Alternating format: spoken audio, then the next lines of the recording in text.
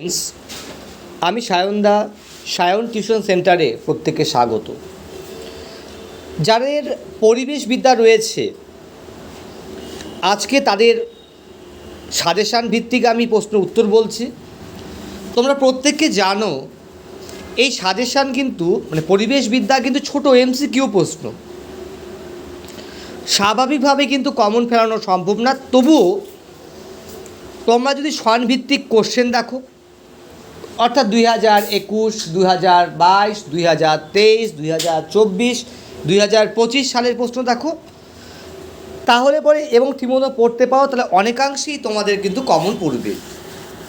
আমি মূলত তোমাদের 2টা বা 3টা ভিডিওর মাধ্যমে, এটা ফার্স্ট পার্ট, ভিডিওর মাধ্যমে তোমাদের প্রশ্নসহ অ্যান্সারগুলো বলবো, তোমাদের দেখতে হবে এবং মোটামুটিভাবে একটা ভালো কমন পড়বে, তার সঙ্গে উপস্থিত বুদ্ধিকেও কাজে লাগাতে হবে।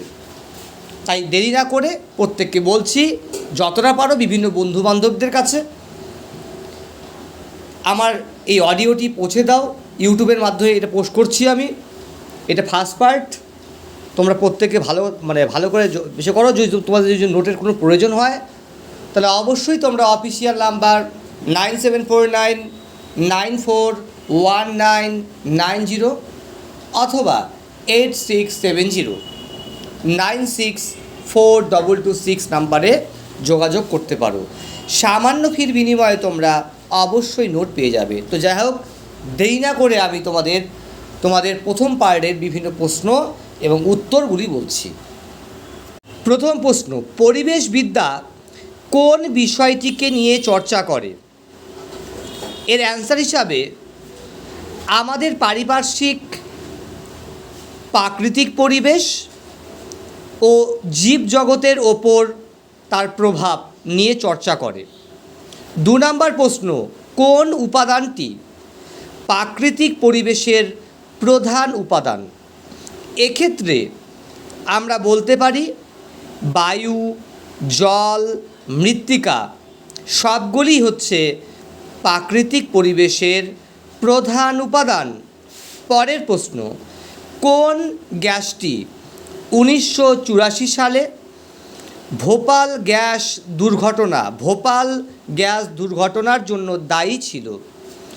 এর উত্তর হিসাবে বলবো MIC। পরের প্রশ্ন, একটি গুরুত্বপূর্ণ অর্থসামাজিক পরিবেশগত অঞ্চলের উদাহরণ দাও। এই হিসাবে আমরা পশ্চিমবঙ্গ হিসেবে বলতে পারি হলদিয়া শিল্পাঞ্চল। পরের প্রশ্ন, একটি সৌরকোষের মাধ্যমে কোন শক্তি বিদ্যুৎ শক্তিতে রূপান্তর হয়? আমি আবার বলছি, একটি সৌরকোষের মাধ্যমে কোন শক্তি বিদ্যুৎ শক্তিতে রূপান্তরিত হয়? এর উত্তর হচ্ছে সৌরশক্তি। পরের প্রশ্ন, কোন দিনটিকে বিশ্ব পরিবেশ দিবস হিসাবে পালন করা হয়? এর উত্তর হিসাবে 5ই জুন তারিখটিকে বিশ্ব পরিবেশ দিবস হিসাবে পালিত করা হয়। এজেন্ডা 21 কত সালে স্বাক্ষরিত হয়েছিল? এর উত্তর 1992 সালে। পরের প্রশ্ন, কোনটি জীবাশ্ম জ্বালানি নয়? কোনটি জীবাশ্ম জ্বালানি নয়? এর উত্তর হিসাবে বলবো বায়োগ্যাস। পরের প্রশ্ন, ভারতের কোন রাজ্য সৌরশক্তি উৎপাদনে শ্রেষ্ঠ স্থান অধিকার করেছে? এটার উত্তর হিসাবে হবে কর্ণাটক। পরের প্রশ্ন, বাস্তুসংস্থান শব্দটি প্রথম কে ব্যবহার করেন? এর উত্তর হিসাবে ট্যান্সলে। পরের প্রশ্ন, বাস্তুতন্ত্রের একটি জৈব উপাদানের উদাহরণ লেখো। আমি আবার বলছি, বাস্তুতন্ত্রের একটি জৈব উপাদানের উদাহরণ লিখো। এটা হচ্ছে উদ্ভিদ। পরের প্রশ্ন খুবই ইম্পর্টেন্ট, বায়োডিভার্সিটি শব্দটি কে প্রবর্তন করেছেন? এর উত্তর WC রোসেন। পরের প্রশ্ন, ভারতের কোন জাতীয় উদ্যানটি এক শৃঙ্গ গন্ডারের জন্য বিখ্যাত? উত্তর কাজিরাঙা। পরের প্রশ্ন, পশ্চিমবঙ্গের রাজ্য প্রাণী হিসাবে কোনটি আজ বিপন্নের মুখোমুখি? এরকম বিপন্ন অনেক রয়েছে, তো যদি মেছো বিড়াল থাকে তাহলে অবশ্যই উত্তরটি মেছো বিড়ালই দিতে হবে। পরের প্রশ্ন খুবই ইম্পর্টেন্ট, আগ্রা তাজমহল কোন দূষণের কারণে বর্তমানে ক্ষতিগ্রস্ত হচ্ছে? আমি আবার বলছি, আগ্রা তাজমহল কোন দূষণের কারণে বর্তমানে ক্ষতিগ্রস্ত হচ্ছে? উত্তর বায়ু দূষণ। পরের প্রশ্ন, সিএনজি হলো একটি পরিবেশ বান্ধব জ্বালানি। পরের প্রশ্ন, ইম্পর্টেন্ট প্রশ্ন এটা, বায়ুমণ্ডলে কার্বন ডাই অক্সাইডের শতকরা পরিমাণ কত? বায়ুমণ্ডলে কার্বন ডাই অক্সাইডের শতকরা পরিমাণ কত? উত্তর 0.03%। পরের প্রশ্ন, WHO এর সম্পূর্ণ অর্থ কী? এর সম্পূর্ণ অর্থ হলো ওয়ার্ল্ড হেলথ অর্গানাইজেশন। পরের প্রশ্ন, কোন রাসায়নিক পদার্থের উপস্থিতি অম্লবৃষ্টির জন্য প্রযোজ্য নয়? এর উত্তর হচ্ছে মিথেন।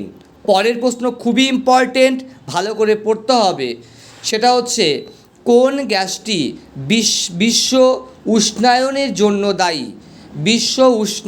জন্য দায়ী? এর উত্তর হচ্ছে কার্বন ডাই অক্সাইড।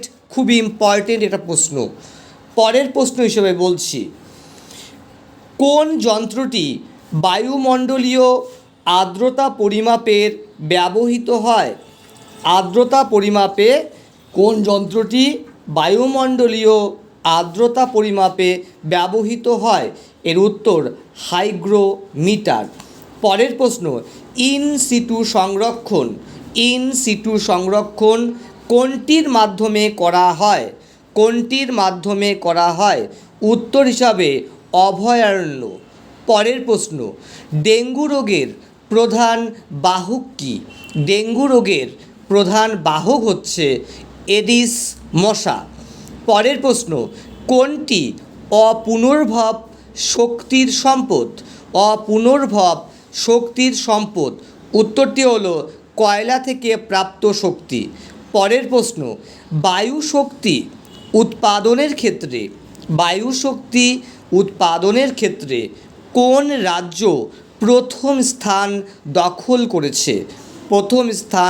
দখল করেছে? উত্তর তামিলনাড়ু। পরের প্রশ্ন, জলবিদ্যুৎ উৎপাদনের ক্ষেত্রে বিভব শক্তি গতিশক্তিতে রূপান্তরিত হয়। পরের প্রশ্ন, একটি মাইক্রো কনজিউমার এর উদাহরণ লেখো। উত্তর ব্যাকটেরিয়া। পরের প্রশ্ন, একটি জলজ বাস্তুতন্ত্রের উদ্দীপকের উদাহরণ লেখো। এটা হবে ফাইটোপ্ল্যাঙ্কটন। পরের প্রশ্ন, বাস্তুতন্ত্রের শক্তি প্রবাহ ড্যাশ। এর উত্তর হচ্ছে একমুখী। পরের প্রশ্ন, ভারতে কোন জাতীয় উদ্যানটি প্রাচীনতম? এটা হবে করবেট। পরের প্রশ্ন, কোন প্রাণীটি ভারতে একটি বিপন্ন প্রাণী? উত্তর হিসেবে বলবো রয়্যাল বেঙ্গল টাইগার। পরের প্রশ্ন হিসাবে কোনটি ইন সিটু সংরক্ষণ পদ্ধতির অন্তর্ভুক্ত নয়?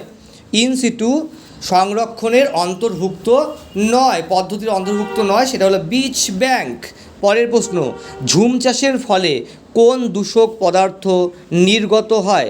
ঝুম চাষের ফলে CO2 মানে কার্বন ডাই অক্সাইড নির্গত হয়। পরের প্রশ্ন, ওজোন স্তরের ক্ষয় বায়ুমণ্ডলের কোন স্তরে দেখা যায়? ওজোন স্তরের ক্ষয় বায়ুমণ্ডলে কোন স্তরে দেখা যায়? স্ট্র্যাটোস্ফিয়ার। পরের প্রশ্ন, ইম্পর্টেন্ট প্রশ্ন, পিএইচ এর পরিমাণ, পিএইচ এর পরিমাণ কোন মানে থেকে কম হলে, কোন মানে থেকে কম হলে অ্যাসিড বৃষ্টি হয়? এর উত্তর হচ্ছে 5.6। ইম্পর্টেন্ট প্রশ্ন। পরের প্রশ্ন, ইম্পর্টেন্ট প্রশ্ন, বনভূমি সংরক্ষণ আইন কত খ্রিস্টাব্দে চালু হয়? বনভূমি সংরক্ষণ আইন কত সালে চালু হয়? এর উত্তর 1980। পরের প্রশ্নটা ইম্পর্টেন্ট, ভোপাল গ্যাস দুর্ঘটনা কত সালে হয়েছিল? এর উত্তর হিসাবে ভোপাল গ্যাস দুর্ঘটনা হয়েছিল 1984 সালে। পরের প্রশ্ন, ভারতে কতগুলি জাতীয় উদ্যান রয়েছে? ভারতে জাতীয় উদ্যানের সংখ্যা হচ্ছে 104টি। পরের প্রশ্ন, ইম্পর্টেন্ট প্রশ্ন, বিশ্ব জল দিবস কবে পালিত করা হয় বা পালন করা হয়? এর উত্তর 22শে মার্চ। পরের প্রশ্ন, চিপকো আন্দোলন হয়েছিল কোথায়? আমি উত্তর হিসাবে বলবো চিপকো আন্দোলন উত্তরখণ্ডে হয়েছিল। এটি বৃক্ষকে নিয়ে, যার অর্থ হচ্ছে, চিপকো শব্দের অর্থ হচ্ছে আঁকড়ে বা জড়িয়ে থাকা। ইম্পর্টেন্ট, এটা প্রশ্ন একটা। পরের প্রশ্ন, ভূমিকম্পের মাত্রা কোন স্কেলে প্রকাশ করা হয়? ইম্পর্টেন্ট প্রশ্ন। এর উত্তর রিক্টার স্কেল। পরের প্রশ্ন, যে গ্রিন হাউস গ্যাসটি বায়ুমণ্ডলে অধিক পরিমাণে উপস্থিত থাকে সেটি কি? যে গ্রিনহাউস গ্যাসটি বায়ুমণ্ডলে অধিক পরিমাণে উপস্থিত থাকে সেটির নাম কি? এটা হলো CO2, মানে কার্বন ডাই অক্সাইড। পরের প্রশ্ন ইম্পর্টেন্ট, তামাকজনিত নেশা কোন কারণে হয়ে থাকে? তামাকজনিত নেশা নিকোটিনের ফলে হয়ে থাকে। পরের প্রশ্ন, ভারতের কোন রাজ্যে বাড়িতে বাড়িতে ছাদের মধ্যে যে আছে জল সঞ্চয়ন পদ্ধতি বাধ্যতামূলক? কোন রাজ্যে? এটার উত্তর হচ্ছে তামিলনাড়ু। পরের প্রশ্ন খুবই ইম্পর্টেন্ট প্রশ্ন, সেটা হচ্ছে নর্মদা বাঁচাও আন্দোলন কোন বাঁধ প্রকল্পের সঙ্গে যুক্ত? কোন বাঁধ প্রকল্পের সঙ্গে যুক্ত? উত্তরটি হচ্ছে সর্দার সরোবর। পরের প্রশ্ন ইম্পর্টেন্ট প্রশ্ন, ভারতে দীর্ঘতম বাঁধটি কোনটি? ভারতে দীর্ঘতম বাঁধ হচ্ছে হীরাকুদ। ঠিক আছে।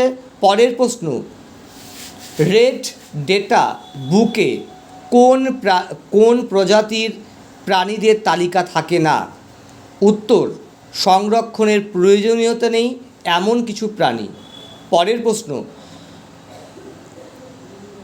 জলাভূমি পূর্ব কলকাতার একটি জলাভূমির উদাহরণ। এটার উত্তর হচ্ছে রামসার সাইট। পরের প্রশ্ন খুবই ইম্পর্টেন্ট প্রশ্ন, গাড়ির ধোঁয়া থেকে নির্গত দূষক পদার্থটি কোনটি? উত্তর সীসা। পরের প্রশ্ন, মানুষের শরীরে ব্ল্যাক ফুট রোগ বা ব্ল্যাক ফুট ডিজিজ রোগ কোন রাসায়নিক সংক্রমণের কারণে হয়ে থাকে? এটার উত্তর আর্সেনিক। পরের প্রশ্ন, জনবসতি অঞ্চলে শব্দের সহনীয় মাত্রা কত ডেসিবেল হওয়া বাঞ্ছনীয়? উত্তর হিসাবে 45 থেকে 55 ডেসিবেলের মধ্যে। পরের প্রশ্ন, কোনটি বিশ্ব উষ্ণায়নের জন্য দায়ী? উত্তর বিকিরণ শক্তি। পরের প্রশ্ন, ওজোন স্তর ধ্বংসের জন্য কোনটি দায়ী? এটা উত্তর হচ্ছে দায়ী নয়, উত্তর হচ্ছে ওজোন। পরের প্রশ্ন, বিষ্ণই আন্দোলন কার সঙ্গে যুক্ত? বিষ্ণই আন্দোলন হচ্ছে অমৃতা দেবীর সঙ্গে যুক্ত। পরের প্রশ্ন হিসেবে বলছি, সেটা হচ্ছে একটি সৌরশক্তির মাধ্যমে কোন শক্তি বিদ্যুৎ শক্তিতে রূপান্তরিত হয়? আমি আগেও বলছিলাম, এখনও বলছি, উত্তর সৌরশক্তি। পরের প্রশ্ন হিসাবে কোন বস্তুটি একটি পচনশীল বজ্র? এটা হলো জৈব বস্তু। ঠিক আছে, পরের প্রশ্ন হিসাবে খুব ইম্পর্টেন্ট প্রশ্ন, আন্তর্জাতিক অরণ্য দিবস বা সপ্তাহ কবে পালিত হয়? এটার উত্তর 21শে মার্চ। পরের প্রশ্ন, খুব ইম্পর্টেন্ট, প্রথম বসুন্ধরা সম্মেলন কোথায় অনুষ্ঠিত হয়েছিল? উত্তরটা হচ্ছে স্টকহোম, সুইডেন। পরের প্রশ্ন হিসাবে ইম্পর্টেন্ট, বায়োডিভার্সিটি শব্দটি কত খ্রিস্টাব্দে প্রবর্তিত হয়? উত্তর 1985 সালে। পরের প্রশ্ন, কোনটি পশ্চিমবঙ্গের রাজ্য পক্ষী হিসাবে চিহ্নিত? উত্তর হিসাবে সাদা গলা মাছরাঙা। পরের প্রশ্ন, IUCN এর সম্পূর্ণ নাম কি? এর সম্পূর্ণ নাম হলো international union for conservation of nature. পরের প্রশ্ন, খুবই ইম্পর্টেন্ট প্রশ্ন, গুজরাটে গির অরণ্য কোন প্রাণীর জন্য বিখ্যাত? এর উত্তর হচ্ছে এশীয় সিংহ। খুব ইম্পর্টেন্ট। পরের প্রশ্ন, বন্য প্রাণী সংরক্ষণ আইন ভারতে কবে প্রবর্তিত হয়েছিল? ইম্পর্টেন্ট প্রশ্ন, 1972। পরের প্রশ্ন, এটাও ইম্পর্টেন্ট, সেটা হচ্ছে রামসার সম্মেলন এর প্রধান লক্ষ্য কী? রামসার সম্মেলনের প্রধান লক্ষ্য হলো জলাভূমি সংরক্ষণ। পরের প্রশ্ন, পৃথিবীতে প্রাপ্ত মোট জলের মধ্যে স্বাদু জল বা মিষ্টি জলের অনুপাত কত শতাংশ? এর উত্তর 2.7। পরের প্রশ্ন খুবই ইম্পর্টেন্ট, অতি বেগুনি রশ্মির ফলে প্রধানত কোন রোগটি হয়? প্রধানত রোগ হয় ত্বকে ক্যান্সার। পরের প্রশ্ন, কোন অ্যাসিডটি বৃষ্টির জন্য দায়ী? বায়ু দূষণ। ইম্পর্টেন্ট প্রশ্ন, এই পার্টগুলো ভালো করে পড়ো। আমি তোমাদের এছাড়াও সেকেন্ড পার্টে ভিত্তিক কোশ্চেন নিয়ে আসবো বা সাজেশান নিয়ে আসবো। ঠিক আছে, মানে 2019, 2022, 23, 24, 25 যে সালগুলো আছে সেই সালগুলো তো নিয়ে আসবো। তোমরা প্রত্যেকে আমাদের অডিওটি শুনতে থাকো এবং আমাদের চ্যানেলটির উপরে নজর রাখো। ঠিক আছে, তাহলে তোমাদের ভালো হবে, তোমরা পারবে, ঘাবড়ানোর কোনো ব্যাপার নেই, আমরা আছি।